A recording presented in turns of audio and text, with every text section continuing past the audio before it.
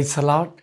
ഇന്നും ധ്യാനിക്കാൻ പോകുന്ന വചനഭാഗം പത്രോസ് എഴുതിയ 1-ാം ലേഖനം 4-ാം അധ്യായം 13-ാം വാക്യം. ക്രിസ്തുവിൻ്റെ പീഡകളിൽ നിങ്ങൾ പങ്കുകാരാകുന്നതിൽ ആഹ്ലാദിക്കുകയും അവൻ്റെ മഹത്വം വെളിപ്പെടുമ്പോൾ നിങ്ങൾ അത്യധികം ആഹ്ലാദിക്കും. പ്രിയമുള്ളവരെ, രണ്ട് കാര്യമാണ് പറയുന്നത്. നമ്മുടെയൊക്കെ ജീവിതത്തിൽ സഹനവും ബുദ്ധിമുട്ടൊക്കെ വരുമ്പോൾ അത് ക്രിസ്തുവിൻ്റെ സഹനത്തിൽ പങ്കാളിയാക്കുവാൻ കർത്താവ് ഒരുക്കുന്ന അവസരമാണ്. ഇതൊരു അവസരമായി കണ്ടുകൊണ്ട് അതിൽ ആഹ്ലാദിക്കണം. അതിനുശേഷം വചനം പറയുന്നു, അങ്ങനെ നമ്മൾ പങ്കാളികളാകുമ്പോൾ രണ്ടാമത്തെ കാര്യം, അവൻ്റെ മഹത്വം വെളിപ്പെടും നമ്മുടെ ജീവിതത്തിൽ. അപ്പോൾ നമുക്ക് അത്യധികം ആഹ്ലാദിക്കാൻ സാധിക്കും. ഒന്ന് മറക്കരുത്, നമ്മുടെ ജീവിതത്തിൽ ദുഃഖം, വേദനയും പ്രയാസമൊക്കെ വരുമ്പോൾ തളരരുത്, മറിച്ച് അതിൽ സന്തോഷിക്കണം. എന്നാൽ പത്രോസിലേ പറയുന്നു, അങ്ങനെ നാം ചെയ്യുമ്പോൾ അവൻ്റെ യേശുക്രിസ്തുവിൻ്റെ സഹനത്തിൽ പങ്കാളികളാകുക. അങ്ങനെ പങ്കാളികളാകുന്ന മക്കൾക്ക് ദൈവത്തിൻ്റെ മഹത്വം അതിലൂടെ ദർശിക്കാൻ സാധിക്കും. അപ്പോൾ സന്തോഷിക്കുകയല്ല, അത്യധികം ആഹ്ലാദിക്കാൻ സാധിക്കുമെന്നാണ് വചനം പറയുന്നത്. Praise alone. പ്രിയമുള്ളവരെ, കഷ്ടതയും ബുദ്ധിമുട്ടൊക്കെ, സഹനമൊക്കെ, പീഡകളൊക്കെ ക്രിസ്തീയ ജീവിതത്തിൻ്റെ ഭാഗമാണ്. അത് ദൈവത്തിലേക്ക് നമ്മെ ചേർത്ത് വയ്ക്കും, അടുപ്പിക്കുമെന്നാണ് വചനം പറയുന്നത്. കഷ്ടതയൊക്കെ അനുഭവിക്കുന്നത് ബുദ്ധിമുട്ടാണ്. സ്വാഭാവികമായിട്ടും നമുക്ക് വിഷമം വരും. പക്ഷേ അത് ഒരിക്കൽ വെളിപ്പെടുമ്പോൾ ദൈവ മഹത്വത്തിലേക്ക് നമ്മെ നയിക്കുകയും ചെയ്യും. അതുകൊണ്ടാണ് ആവിലായിലെ അമ്മ ത്രേസ്യ പറയുന്നുണ്ട്, ക്രിസ്തീയ ധൈര്യത്തോടുകൂടി കഷ്ടപ്പാടുകളെ നേരിടുവാൻ നമുക്ക് പരിശ്രമിക്കാം. എന്നിട്ട് അമ്മ പറയുക, അങ്ങനെ നമ്മൾ നേരിടുമ്പോൾ നമ്മുടെ എല്ലാ ബുദ്ധിമുട്ടുകളും അപ്രത്യക്ഷമാകും.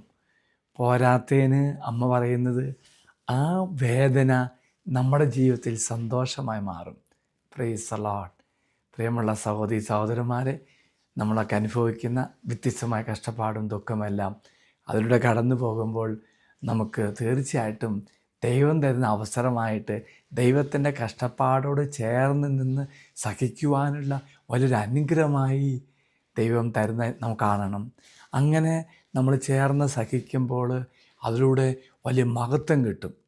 അമ്മ ത്രേസ്യ പറയാണ്, അങ്ങനെ ബുദ്ധിമുട്ടും പ്രയാസമൊക്കെ വരുമ്പോൾ ആ പ്രയാസങ്ങളൊക്കെ അപ്രത്യക്ഷമാകുകയും എന്നിട്ട് അമ്മ പറയുക, അതൊരു സന്തോഷമായി മാറാൻ സാധിക്കുമെന്നാണ് പറയുന്നത്. അത് സന്തോഷമായി ദൈവം മാറ്റുമെന്നാണ് പറയുന്നത്. എങ്കിൽ പ്രിയമുള്ളവരെ, ഈ ദിവസം നമുക്ക് ധ്യാനിക്കാൻ, പ്രാർത്ഥിക്കാം. കഷ്ടപ്പാടുകളും ദുഃഖങ്ങളും ദൈവത്തോട് ചേർന്ന് നിൽക്കുവാനും ദൈവത്തിൻ്റെ സഹനത്തോടൊപ്പം പങ്കുവയ്ക്കുവാനും അത് കർത്താവിലേക്ക് അടുപ്പിക്കുന്ന ഒന്നായി മാറുവാൻ സാധിക്കുകയും ചെയ്യും. അതിലൂടെ വലിയ മഹത്വം കർത്താവ് തരുകയും ചെയ്യും. ഇങ്ങനെ കഷ്ടപ്പാട് അനുഭവിക്കുവാൻ ഒരു ക്രൈസ്തവ ധൈര്യം ദൈവം തരുമെന്നും ആ കഷ്ടപ്പാടും ദുഃഖമെല്ലാം പിന്നീട് ആ സന്തോഷമായി മാറുമെന്നും ആവിലാലെ അമ്മ ത്രേസ്യ പറയുന്നു. എങ്കിൽ പ്രിയമുള്ളവരെ, ഈ ദിവസത്തെ ഓരോ നിമിഷവും ദൈവത്തോട് കൂടിയാകുവാനും ബുദ്ധിമുട്ടോ പ്രയാസമൊക്കെ വരുമ്പോൾ ദൈവത്തോട് ചേർന്ന് നിന്ന് സഹിക്കാനുള്ള കൃപ കിട്ടാനും വേണ്ടി, ഒപ്പം തന്നെ അതൊക്കെ വലിയ സന്തോഷത്തിലേക്ക് നമ്മൾ നയിക്കുമെന്ന കാര്യം മറക്കരുത്. ദൈവം നിങ്ങളെല്ലാവരെയും അനുഗ്രഹിക്കട്ടെ എന്ന് വെച്ചാൽ പ്രത്യേകം പ്രാർത്ഥിക്കുന്നു. ഈശ്വരാശുവാന്തര നമ്മുടെ കർത്താവായ ഈശോ മിശിഹായുടെ കൃപയും പിതാവായ ദൈവത്തിൻ്റെ സ്നേഹവും പരിശുദ്ധാത്മാവിൻ്റെ സഹവാസവും നാം എല്ലാവരോടും കൂടെ ഉണ്ടായിരിക്കട്ടെ, ഇപ്പോഴും എപ്പോഴും എന്നേക്കും. ആമേൻ. Praise the Lord.